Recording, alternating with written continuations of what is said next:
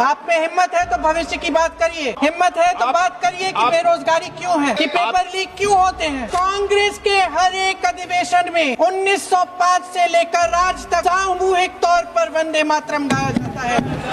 आपके अधिवेशनों में गाया जाता है कि नहीं, ये बताइए। अपने देश की इस आत्मा की, अपने देश की आत्मा के इस महामंत्र को विवादित करके आप एक बहुत बड़ा पाप कर रहे हैं। इस पाप में कांग्रेस पार्टी शामिल नहीं होगी। ये राष्ट्रगीत वंदे मातरम हमेशा से हमें प्यारा है, हमेशा से हमारे लिए पवित्र रहा है और हमेशा के लिए हमारे लिए पवित्र रहेगा।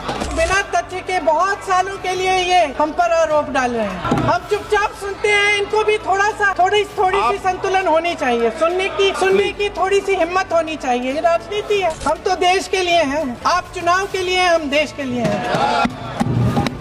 जितनी देर हमारे प्रधानमंत्री देश के प्रधानमंत्री रहे हैं, 12 साल हो गए हैं, लगभग उतने ही सालों के लिए जवाहरलाल नेहरू जी जेल में रहे। किस लिए? इस देश की आजादी के लिए। आप बड़ी आलोचना करते हैं इनकी, लेकिन अगर इन्होंने इसरो नहीं बनाया होता तो आज आपका मंगलयान नहीं होता। अगर DRDO नहीं बनाया होता तो तेजस नहीं बनता। अगर IIT और IIM नहीं बनाए होते तो हम आज IT में आगे नहीं होते। अगर इन्होंने BHEL, गेल, तेल, भाखड़ा नंगल ये सब नहीं बनाया होता जो आप सब बेच रहे हैं,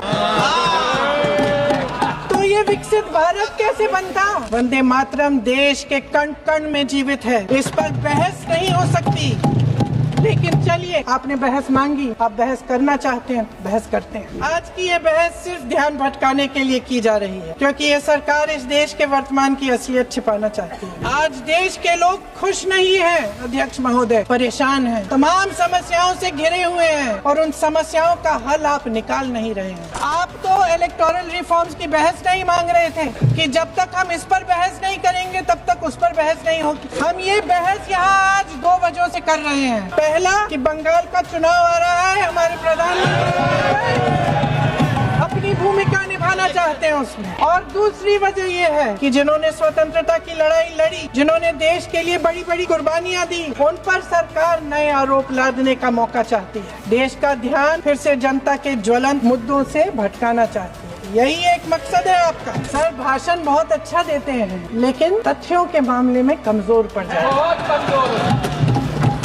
प्रधानमंत्री जी ने भाषण दिया, उसमें उन्होंने कहा कि 1896 में पहली बार गुरुदेव रविंद्रनाथ टैगोर ने ये गीत एक अधिवेशन में गाया। उन्होंने ये नहीं बताया कि कौन सा अधिवेशन था। हिंदू महासभा का अधिवेशन था, RSS का अधिवेशन था। किस बात से कतरा रहे थे कि ये कांग्रेस का अधिवेशन था? वंदे मातरम के स्वरूप